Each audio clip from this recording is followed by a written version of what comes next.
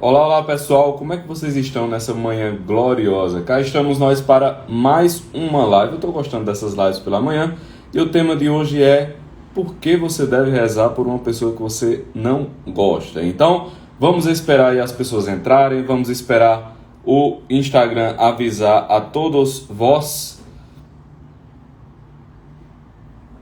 Vamos embora. Deixa eu dar umas 100 pessoas, né? Umas 100 e poucas pessoas. E aí a gente começa, tá certo? Nesse meio tempo, vocês vão mandando aí a live, tá certo? Façam um papel de divulgadores aí, mandem a live para todo mundo nos directs de vocês, certo? Para alguém que vocês acreditam que deveria escutar ou que precisa escutar, enfim, alguém que vocês queiram apenas divulgar, beleza? Rael dizendo, tô aqui primeiramente pela blusa nova. Exatamente, vocês viram a blusa? Olha que maravilha. Eu tô com um pequeno filtro aqui, mas a cor é praticamente essa, só que ela é mais rosa ainda, certo? A cor da bicha ainda é mais rosa. Então, ela é bem assim, parece que tá ligada mesmo, mas eu vou usar. Agora eu vou usar séculos sem fim, já que foi minha querida avó que deu. Pois bem, estamos chegando aqui na casa das 200 pessoas. Eu disse que iria fazer uma live curta ontem, quando eu olhei a live teve 33 minutos, misericórdia, é muito tempo. Vamos tentar reduzir o tempo de hoje. Então, bora lá, pessoal. Olha só. Por que é que a gente deve rezar por alguém que a gente não gosta? Essa foi a pergunta. Tem muitas coisas aí envolvidas. A primeira coisa é: por que é que o fato de algo nos ser desagradável nos mova a não realizar aquilo? Esse é o primeiro ponto, né? Quer dizer, do dado de que alguma coisa é desagradável a nós, não significa dizer de modo algum que ela não é boa em si mesma, ou que ela não é boa, inclusive, para a gente, mesmo nos desagradando. Esse é um primeiro aspecto. Quer dizer, eu não gosto de algo, mas isso não significa dizer que aquilo em si é ruim. Vamos pegar aqui um exemplo mais banal, né? Eu não gosto de um determinado tipo de comida, sei lá, eu não gosto de arroz, eu não gosto de feijão, eu não gosto de um tipo de carne. Tudo bem, mas isso torna o arroz, o feijão, aquela carne uma coisa má? Não, apenas eu não gosto. Mas ainda, às vezes, mesmo não gostando de uma comida, é indispensável que eu coma aquela comida, porque ela vai ter um conjunto de nutrientes que vai me fazer bem. Então, primeiro aspecto dessa frase: por que é que eu devo rezar por alguém que eu não gosto? É o seguinte: o fato de nós gostarmos ou não de algo não significa dizer, não está diretamente ligado ao fato daquela coisa ser boa em si mesma, ser má em si mesma, ou ser boa ou má pra gente, certo? Então, esse é um ponto. Não existe relação direta entre o gosto e a natureza da coisa, né? Dito isto, o fato de você rezar por alguém que você não gosta é bom em si mesmo. E quem disse isso? Deus. Mas Deus apenas falou, porque tem uma coisa interessante, né? Quando a gente pensa assim, que Deus diz algo, a gente acha que Deus está falando, mas Ele está falando só assim, de boca, né? Acontece o seguinte, minha gente: todas as palavras divinas, elas têm força criadora. Todas as palavras divinas, por assim dizer, elas se materializam, elas se encarnam na realidade. Quem fez o curso natalino e quem fez o aulão da preguiça sabe bem disso. Eu passei, acho que, mais de 2 horas explicando esse aspecto. Aqui eu vou só pontuar. Que é o seguinte: a gente fala por palavras, mas Deus fala por palavras e fala também por coisas. Quando Deus fala algo, aquilo se realiza. Aquilo toma uma forma na realidade. Então, quando Deus pensou na luz, a luz foi feita. É essa narrativa que o Gênesis quer nos dizer: Fiat lux, faça-se a luz, e a luz se fez. Façam-se as plantas, e as plantas se fizeram. Ou seja, quando Deus pensa numa determinada estrutura, aquela estrutura toma forma. Isso significa dizer que os conselhos e palavras divinas nunca são conselhos e palavras como nós damos conselhos e palavras. São sempre realidades. Quer dizer, Deus não fala conceitos, Deus não fala palavras, Deus expõe realidades. Deus expõe as coisas como de fato são.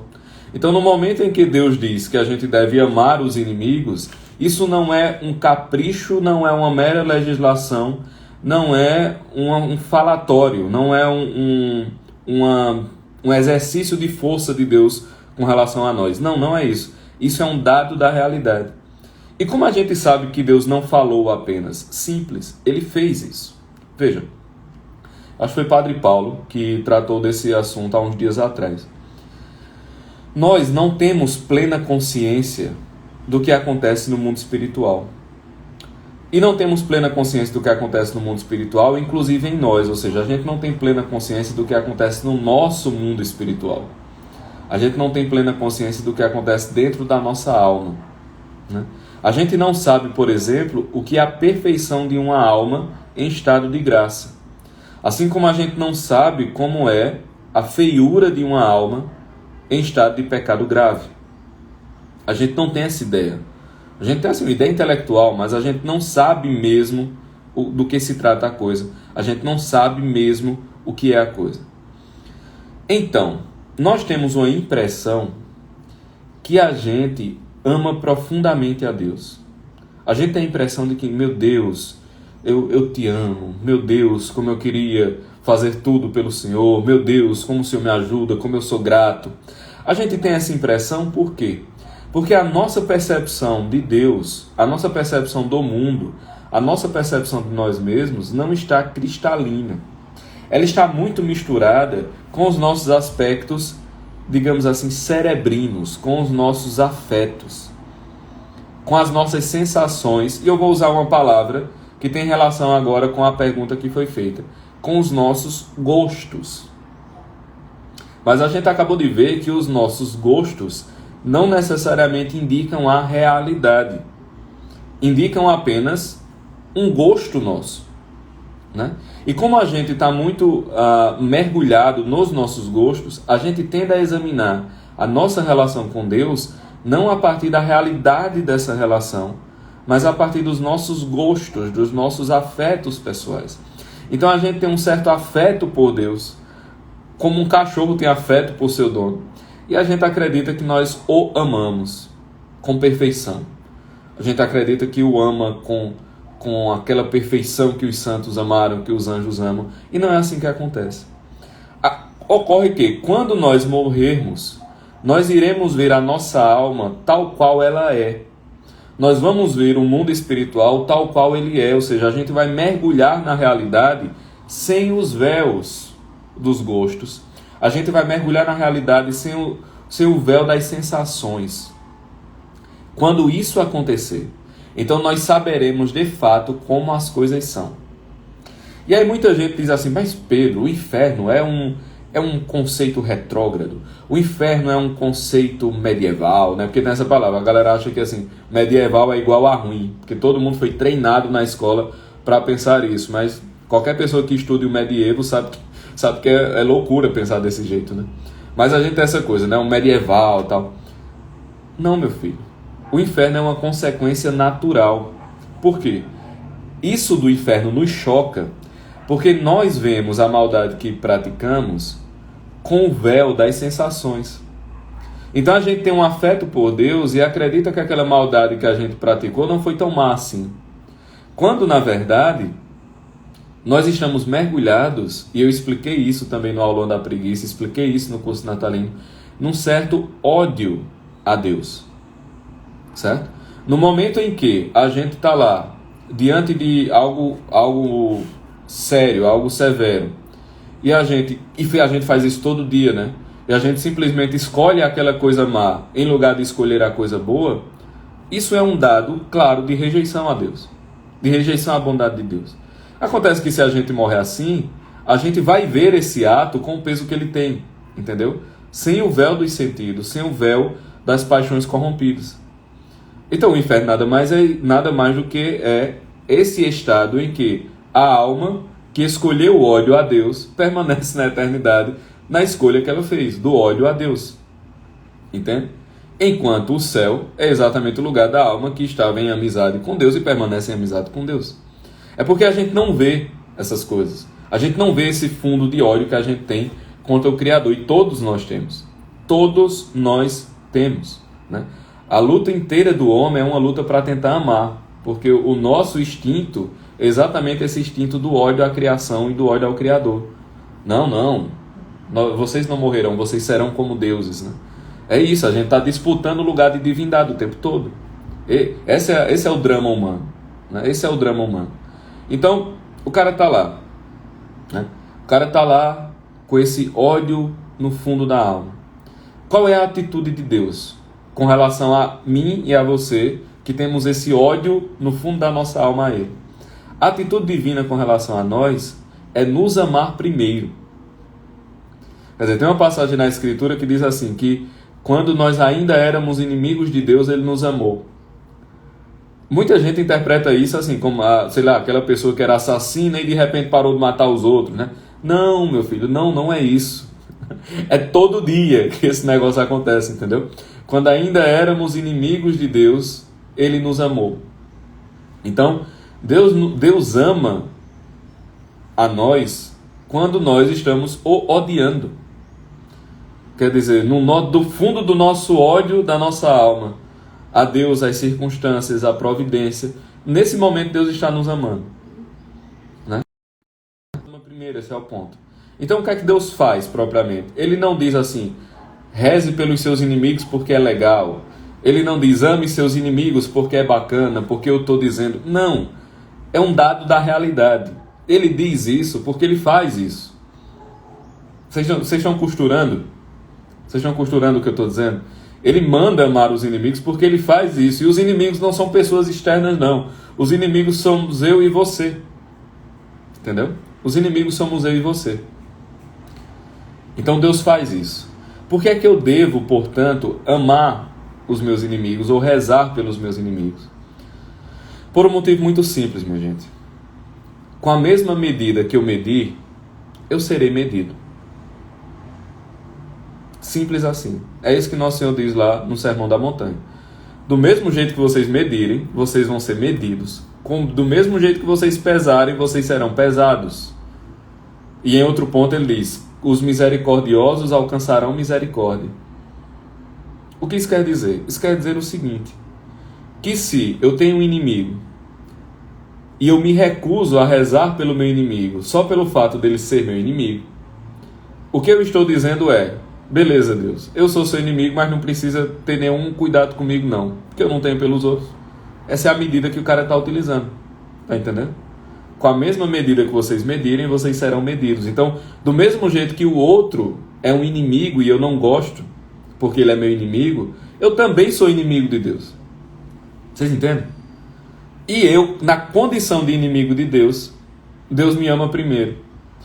Mas, Pedro, isso quer dizer que eu tenho que ir lá, me confraternizar com o meu inimigo e dar uma massagem nos pés dele, tomar café com ele. Não. Não quer dizer nada disso.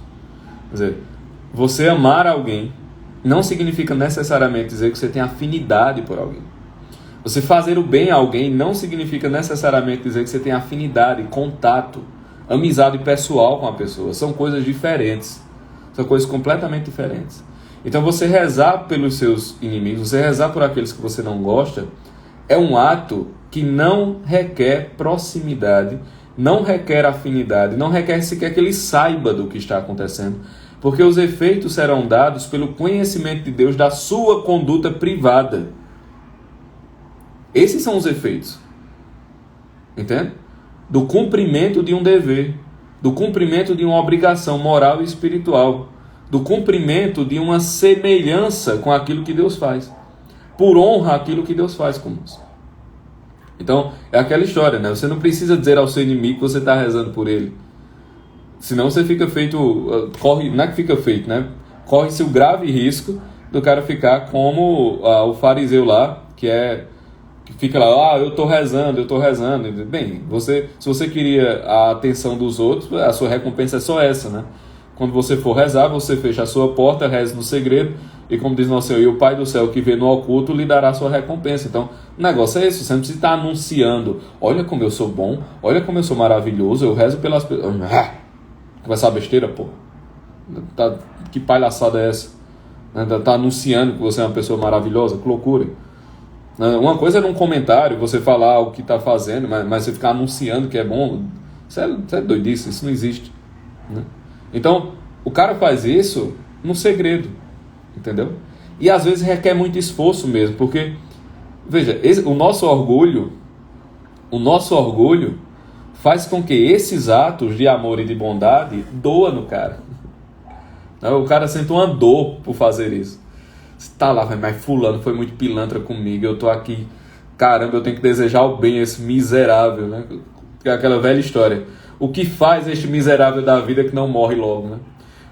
Tá lá e tá rezando pelo cara que só fez pilantragem com a pessoa. Isso dói, entendeu? Isso dói, porque a gente é muito orgulhoso. Mas veja, é exatamente esse o movimento de Deus comigo e com você, né? Pai, perdoa-lhes, eles não sabem o que fazem. Do alto da cruz, para a galera que estava pregando, botando um prego no meio do pulso do cara, né? Eles não sabem o que fazem. Então esse é o movimento divino com relação a gente, entendeu? Esse é o movimento divino. Por isso, por que é que eu devo rezar pelas pessoas que eu não gosto? Porque o nosso gosto não é medida de nada. O nosso gosto não é medida. As coisas são boas para a gente, ainda que a gente não goste. O bom Deus determinou, não por um capricho da sua vontade, mas porque Ele faz isso. E porque nós, pela nossa natureza decaída, nos tornamos inimigos de Deus. E mesmo assim, mesmo na condição de inimigo de Deus, Ele ainda nos ama primeiro. E Ele faz isso dizendo, com a mesma medida que você medir, você vai ser medido. Ele faz isso dizendo, se você for misericordioso, você encontrará misericórdia. Ele faz isso ensinando no Pai Nosso a dizer, perdoa as nossas ofensas como nós perdoamos aqueles que nos têm ofendido. Essa é a regra de ouro. Então por que é que eu devo rezar pelas pessoas que eu não gosto? Porque essa é a única maneira de você virar uma pessoa melhor. Essa é a única maneira de alcançar o favor de Deus. Essa é a única maneira de ser menos inimigo de Deus. Quer dizer, quando eu rezo pelo meu inimigo, eu me torno menos inimigo de Deus. Esse é o ponto básico. Rezar pelos inimigos é tornar-se mais amigo de Deus. Odiar os inimigos é tornar-se inimigo de Deus. Simples assim. Pois, pessoal, ficamos aqui. Eu disse que ia deixar essa live um pouco mais breve, mas ainda ficaram aí 20 minutinhos. Eu gostei de fazer essas lives de manhã. Eu vou escolher umas perguntas e aí ao longo da semana, sei lá, pelo menos umas 2 vezes na semana, 2, 3 vezes fazendo essas lives, beleza? Pois, pessoal, é só isto. Fiquem em paz, tenham um bom dia e lembrem-se que a aula da inveja, as inscrições terminam domingo, certo? Curso Raízes Espirituais da Inveja, inscrições terminam domingo. Hoje é dia 5, todo mundo está recebendo. Vão lá na bio, façam a sua inscrição, não vacilem, tá certo? Aulão Raízes Espirituais da Inveja termina domingo, esse domingo agora, e depois não tem choro nem vela, beleza? Pois é isso, pessoal, até a próxima.